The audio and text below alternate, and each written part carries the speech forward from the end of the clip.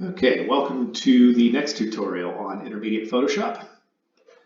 Once again, we're going to focus on the masking, the filters, and getting rid of backscatter, just stuff to take your picture to that next level. So in this picture here, I've cropped it and done the work in Lightroom already. I'm not going to bore you with that. So here's what we have left to work with. All right. So the first thing is to do noise removal. Backscatter removal. I've already done the duplicate layer to make the new background. So let's get started. We'll add a new layer here. Oops. Okay. And we're going to go over here to our little Band-Aid, our spot removal tool. And I've changed the hardness in this case to about 50%. It makes for a better edge. The 0% opacity is a little hard to work with.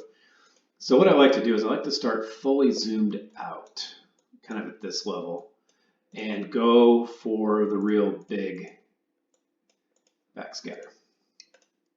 All right. And that gets rid of the really kind of the worst ones. And you can go crazy doing this. And then I do a Control plus, I zoom in, and then a left bracket, and I make my brush smaller, and I go through and find kind of the next layer of things I want to get rid of. And you can take this all the way down to the microscopic level and go really insane and spend hours doing it. Easier just to shoot it correct beforehand, but the whole purpose of this dive was to find the best light positions and camera settings for the shoot we were doing in Corona on the shipwrecks there. But our checkout dive also gave us the ammunition for this tutorial. So it's all from the same dive on the Olympia Maru in Corona.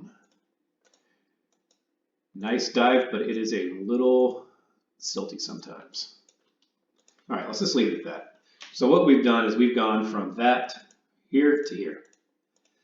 When you look at this, it looks fine, it looks natural, there's still backscatter in there, but you've really just taken out the really, really ugly stuff, so it makes it a lot better. Okay, so let's do this. Now let's do a noise reduction.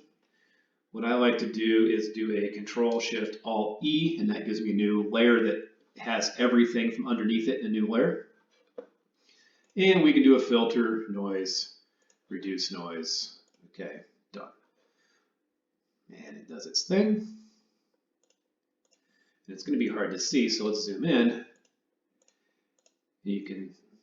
I'll really zoom in so you can see. There's the original, and there's the noise reduction. And you can see it really didn't cost us too much detail in the fish's face.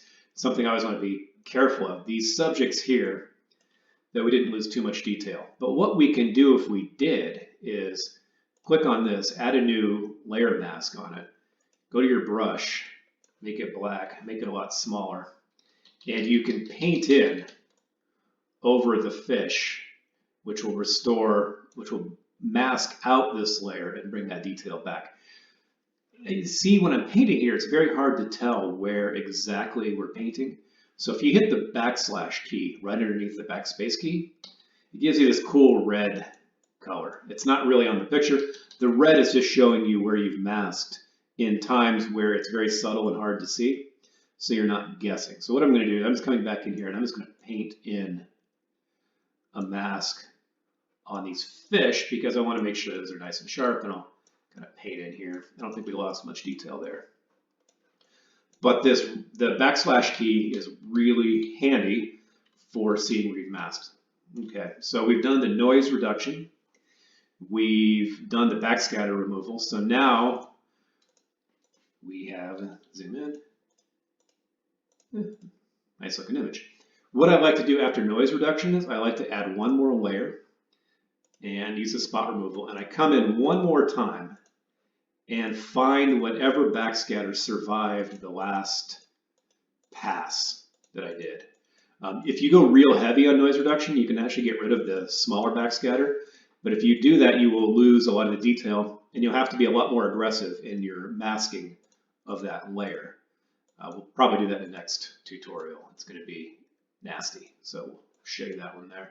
So if you want to see more of that, just skip ahead and look at that one. And we're just going to finish up cleaning up some of the bigger ones. And we won't go insane. That's good enough. Okay, now let's go to our adjustments layer and let's layer in some filters. This is just like screwing a filter onto the end of your camera. All right, that's the warming filter, but what we want to do is we want to look at what the color of the water is. Kind of this greenish, cyanish color. And I know that the opposite of that on the color wheel is violet. And violet is the color that will make this picture look more what your viewers expect. It takes the green out and makes the cyan a little bit better. So here we go. We went from now, boom, to that with our filter. It's a little too violet. We'll bring this down to about 20% density and have a nice even effect. It doesn't look fake. This picture looks like it's properly color balanced and still has the backscatter in it, but we've actually done quite a bit of work on it. If we do make a group, you can see the difference. Subtle, but definitely there. It went from an image that I'm kind of embarrassed about, especially if you go back to the original image above here in the article, terrible, to this. That's not bad. So let's go ahead and call it a day on this one. There's a lot more we can do, but we'll tackle that in further, more complex tutorials. Let's just leave this one as it is, and let's move on to the third one.